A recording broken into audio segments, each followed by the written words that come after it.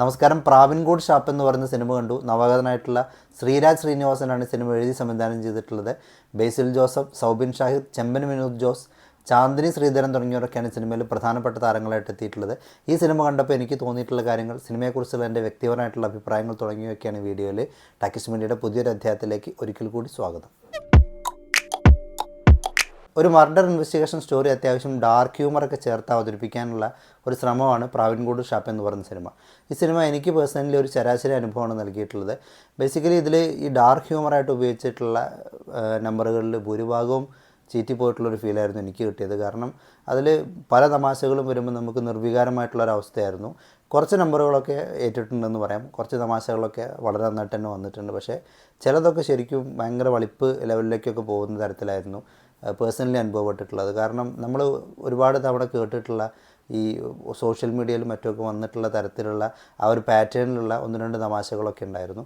അപ്പോൾ അത് dark humour, ഈ സിനിമയിലെ മെയിനായിട്ടുള്ള ഡാർക്ക് ഹ്യൂമർ പാർട്സ് മോസ്റ്റ്ലി എനിക്ക് വർക്കായിട്ടില്ല. അതിൽ ഒന്ന് രണ്ട് നമ്പറുകളൊക്കെ ചിലയിടത്തൊക്കെ ചിരി വന്നു എന്നുള്ളത് ഒഴിച്ചു നിർത്തുകയാണെന്നുണ്ടെങ്കിൽ ഡാർക്ക് ഹ്യൂമർ എന്നെ സംബന്ധിച്ചിടത്തോളം എനിക്ക് അത്ര നല്ലതായിട്ട് അനുഭവപ്പെട്ടില്ല. സിനിമയുടെ ആധിപത്യം മൊത്തത്തിൽ അത്രയ്ക്ക് നല്ലതായിട്ട് തോന്നിയില്ല. ഒരു പോയിൻ്റ് കഴിഞ്ഞപ്പോൾ പിന്നെ വല്ലാതെ ഡ്രാഗ് ചെയ്യുന്ന രീതിയിലും അതിനിടയ്ക്ക് ചില പെർഫോമൻസുകളും കൂടി മോശമായിട്ട് വന്നപ്പോൾ പലയിടത്തും നന്നായിട്ട് ബോറടിക്കുന്നുണ്ട്. അതിൽ എടുത്തു പറയത്തക്ക ഒരു പോസിറ്റീവായിട്ട് എനിക്ക് തോന്നിയിട്ടുള്ളത് ആധിപത്യത്തിൽ വരുന്നൊരു ആക്ഷൻ സീനുണ്ട്. ആക്ഷൻ സീന് വളരെ നന്നായിട്ട് തന്നെ ചിത്രീകരിച്ചിട്ടുണ്ട്. അതിൽ ആ ഒരു ആക്ഷൻ സീന് വേണ്ടിയിട്ടുള്ളൊരു ബിൽഡപ്പും അത് എടുത്തിരിക്കുന്ന രീതിയൊക്കെ മേക്കിംഗ് വൈസ് വളരെ നന്നായിരുന്നു. അതുപോലെ തന്നെ മേക്കിംഗ് കൊണ്ട് എടുത്തു പറയത്തക്കതായിട്ടുള്ള അല്ലെങ്കിൽ മികച്ചു നിൽക്കുന്നതായിട്ടുള്ള ഒന്ന് രണ്ട് രംഗങ്ങളൊക്കെ ആധിപത്യയിലുണ്ട്.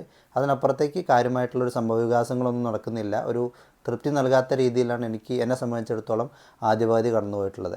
ഇതിൽ ബേസിക്കായിട്ട് പെർഫോമൻസുകളിലേക്ക് വരുമ്പോൾ നമ്മൾ ചില ക്യാരക്ടറൊക്കെ ഡിസൈൻ ചെയ്തിരിക്കുന്നത് ആ ഒരു രീതിയിലാണ്. അതായത് ഒരു പോയിൻ്റ് കഴിയുമ്പോൾ പല രംഗങ്ങളും ശരിക്കും നമുക്ക് ഭയങ്കര ഇറിറ്റേറ്റിംഗ് ആയിട്ട് തോന്നുന്നുണ്ട്. പ്രത്യേകിച്ച് എനിക്ക് പേഴ്സണലി ബേസിലിൻ്റെ പെർഫോമൻസും പുള്ളി ഈ ഒരു തൃശ്ശൂർ സ്ലാങ്ങൊക്കെയാണ് പിടിച്ചിട്ടുള്ളത്. ആ ഒരു തൃശ്ശൂർ സ്ലാങ്ങൊക്കെ ഭയങ്കര കുറച്ചൊരു ഇറിറ്റേറ്റിംഗ് ആയിട്ടാണ് തോന്നിയത്. കാരണം ആ സ്ലാങ് പലപ്പോഴും ഒന്നാമത് കറക്റ്റായിട്ട് ആ ഒരു സ്ലാങ് പിടിക്കുന്നില്ല. പിന്നെ അതിൻ്റെ ഇടയ്ക്ക് പുള്ളിയുടെ ഒറിജിനൽ സ്ലാങ് ഇടയ്ക്ക് കയറി വരുന്നുണ്ട്. അപ്പോൾ മൊത്തത്തിൽ ഒരു പെർഫെക്ഷൻ ഇല്ലാത്ത പോലെയാണ് തോന്നിയത്. അതിൻ്റെ കൂടെ തന്നെ ക്യാരക്ടർ ഡിസൈൻ ചെയ്തിരിക്കുന്ന രീതി കൊണ്ടാണെന്ന് തോന്നുന്നു പുള്ളിയുടെ പെർഫോമൻസും അത്രയ്ക്ക് ഇമ്പ്രസീവായിട്ട് എനിക്ക് തോന്നിയില്ല. അതുപോലെ തന്നെ ഈ ഒരു പ്രശ്നം പല ക്യാരക്ടേഴ്സിനും ഉണ്ടായിരുന്നു. അതെനിക്ക് തോന്നുന്നു ഇവർ ഈ ഡാർക്ക് ഹ്യൂമർ പിടിക്കാനുള്ളൊരു ശ്രമം നടത്തിയപ്പോൾ അത് പാളിപ്പോയതാണെന്ന് തോന്നുന്നു. കാരണം ക്യാരക്ടേഴ്സിനെ കൊണ്ടൊക്കെ അനാവശ്യമായിട്ടുള്ള ആ ഒരു സീനിന് യോജിക്കാത്ത തരത്തിലുള്ള ചില എക്സ്പ്രഷൻസും അല്ലെങ്കിൽ മാനറിസംസൊക്കെ കൊടുത്തപ്പോൾ അത് പാളിപ്പോയതാണെന്നാണ് എനിക്ക് തോന്നിയിട്ടുള്ളത്.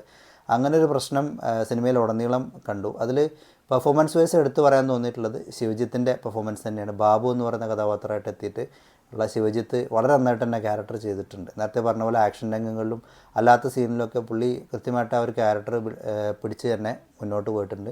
പുള്ളിയുടെ പെർഫോമൻസ് എടുത്തു പറയത്തക്കതായിട്ട് തോന്നി. അതുപോലെ തന്നെ സൗബിൻ ഷാഹിർ ചില സീനിലൊക്കെ, തുടക്കത്തിലെ കുറച്ച് സീനുകളിലൊക്കെ ഇടയ്ക്കൊന്ന് ഒരു ഓവർ ആക്ടിങ് അല്ലേ എന്നൊരു സംശയം തോന്നുകയുണ്ടായെങ്കിൽ കൂടി പിന്നീട് കുറച്ചും കൂടി പുരോഗമിക്കുന്ന സമയത്ത് പുള്ളി ചില സീനുകളിലൊക്കെ വളരെ നന്നായിട്ട് അഭിനയിക്കുകയും ചെയ്തതായിട്ട് തോന്നി. മറ്റൊരു എടുത്തു പറയേണ്ട പെർഫോമൻസ് എന്ന് പറയുന്നത് ചാന്ദിനി ശ്രീധരൻ്റേതാണ്. ആ ഒരു ക്യാരക്ടർ നന്നായിട്ട് തന്നെ ചെയ്തിട്ടുണ്ട്. സിനിമയുടെ രണ്ടാം പകുതിയാണ് എനിക്ക് കുറച്ചും കൂടി നല്ലതായിട്ട് തോന്നിയിട്ടുള്ളത്. പ്രത്യേകിച്ചും ഈ ഗൗരവകരമായിട്ട് ഇവർ ഈ അന്വേഷണത്തിലേക്ക് കടക്കുന്നൊരു പാർട്ട് വരുമ്പോൾ പടം കുറച്ചുകൂടി ഇൻട്രസ്റ്റിംഗ് ആവുന്നുണ്ട്. ശരിക്കും നമുക്ക് എന്താണ് സംഭവിക്കാൻ പോകുന്നത്, അല്ലെങ്കിൽ ആരായിരിക്കും ഇതിന് പിറകിൽ, എന്തായിരിക്കും മോട്ടീവ് എന്നുള്ളതിനെ കുറിച്ചിട്ടൊക്കെ കൃത്യമായിട്ടൊരു ക്യൂരിയോസിറ്റി കടന്നു വരികയും കുറച്ച് ത്രില്ലടിപ്പിച്ചുകൊണ്ടാണ് ആ ഒരു ഭാഗങ്ങളൊക്കെ പോകുന്നത്. അവിടെ ശരിക്കും മേക്കിങ്ങിൽ കുറച്ച് എഫേർട്ട് എടുത്തിട്ടുണ്ട്. അത് കൃത്യമായിട്ട് കാണാനുണ്ട്. ആ ഒരു ഭാഗം സിനിമയിൽ ഞാൻ അത്യാവശ്യം എൻജോയ് ചെയ്ത് കണ്ടിട്ടുള്ള കുറച്ച് മൊമെൻറ്റ്സ് അവിടെയാണ് കടന്നു വരുന്നത്. പക്ഷേ സിനിമ ക്ലൈമാക്സിലേക്ക് വരുമ്പോഴും ഞാൻ നേരത്തെ പറഞ്ഞ പോലെ ഈ മോട്ടീവും അല്ലെങ്കിൽ ഈ സർപ്രൈസ് എലമെൻറ്റും അത്യാവശ്യം നീറ്റായിട്ടുള്ള ഒന്ന് തന്നെയായിരുന്നു. പക്ഷേ ഈ നേരത്തെ പറഞ്ഞ പോലെ സ്ക്രിപ്റ്റ് വളരെ ദുർബലമാണ്. അപ്പോൾ ഈ ഒരു സംഭവങ്ങളൊക്കെ നമുക്ക് കൺവിൻസിംഗ് ആയിട്ട് അവതരിപ്പിക്കാൻ കഴിയുന്നില്ല. എങ്ങനെ ഇതിലേക്ക് എത്തി എന്നുള്ളൊരു പാർട്ട് ഭയങ്കരമായിട്ട് സിനിമയിൽ മിസ്സിംഗ് ആണ്. അത് സിനിമയുടെ വലിയൊരു ഡ്രോബാക്കാണ്. നമ്മൾ ഈ കാര്യങ്ങളൊക്കെ റിവീൽ ചെയ്ത് കഴിയുമ്പോഴും ഈ റിവീൽ ചെയ്യുന്നതിലേക്ക് ലീഡ് ചെയ്യുന്ന ഭാഗങ്ങൾ എന്തൊക്കെയാണ് എന്നുള്ള ഭാഗങ്ങൾ ഭയങ്കരമായിട്ട് മിസ്സിംഗ് ആണ്. അത് എനിക്കൊന്ന് തിരക്കഥയിൽ അവർക്ക് കൃത്യമായിട്ടത് കഥയിലൂടെ നമ്മളിലേക്ക് എത്തിക്കാൻ കഴിഞ്ഞിട്ടില്ല. മേക്കിംഗ് ശരിക്കും ആ സീനുകളൊക്കെ ഒന്ന് എലിവേറ്റ് ചെയ്യുന്നുണ്ട്. ഈ റിവീലിംഗ് പോർഷൻ മേക്കിംഗ് വൈസ് വളരെ നന്നായിട്ട് തന്നെ വന്നിട്ടുണ്ട്. പക്ഷേ അവിടെ സ്ക്രിപ്റ്റ് വീക്ക് ആയതുകൊണ്ട് തന്നെ നമ്മളിങ്ങനെ അന്തം വിട്ട് നിൽക്കുക. ഇത് എങ്ങനെ ഇതിലേക്ക് എത്തി എന്നുള്ളൊരു കൺഫ്യൂഷനിലായിരിക്കും ശരിക്കും ഉണ്ടാവും. അപ്പോൾ സിനിമ കഴിയുമ്പോൾ ആ ഒരു ഭാഗം അപൂർണമായിട്ട് നമുക്ക് ഫീൽ ചെയ്യുകയും ചെയ്യും. അപ്പോൾ തിരക്കഥ കുറച്ചും കൂടി നന്നായിരുന്നെങ്കിൽ ഈ സിനിമ കുറച്ചും കൂടി ഭേദപ്പെട്ടൊരു അനുഭവം ആകുമായിരുന്നു എന്നാണ് എനിക്ക് തോന്നിയിട്ടുള്ളത്. പ്രത്യേകിച്ചും ഞാൻ നല്ല പ്രതീക്ഷ വെച്ചിരുന്നൊരു സിനിമയായിരുന്നു. അൻവർ റഷീദ് എൻ്റർടൈൻമെൻറ്റ്സ് ഒരുക്കുന്നൊരു സിനിമ എന്ന് പറയുമ്പോൾ നമുക്ക് കൃത്യമായിട്ടും അതിൽ നമുക്കൊരു ക്വാളിറ്റി നമ്മൾ എക്സ്പെക്റ്റ് ചെയ്യും. അപ്പോൾ ആ ഒരു ലെവലിലേക്കൊന്നും സിനിമ മൊത്തത്തിൽ ഉയർന്നതായിട്ട് എനിക്ക് തോന്നിയിട്ടില്ല. നേരത്തെ സൂചിപ്പിച്ചതുപോലെ തന്നെ ഈ സിനിമ എനിക്ക് മൊത്തത്തിലൊരു ആവറേജ് അനുഭവമാണ് നൽകിയിട്ടുള്ളത്. നിങ്ങളും ഈ സിനിമ തിയേറ്ററിൽ നിന്ന് തന്നെ കാണുക. തീർച്ചയായിട്ടും നിങ്ങളുടെ അഭിപ്രായങ്ങളൊക്കെ കമൻസിൽ എഴുതുക. മറ്റൊരു സിനിമയുടെ വിശേഷമായിട്ട് നമുക്ക് വീണ്ടും കാണാം. നന്ദി, നമസ്കാരം.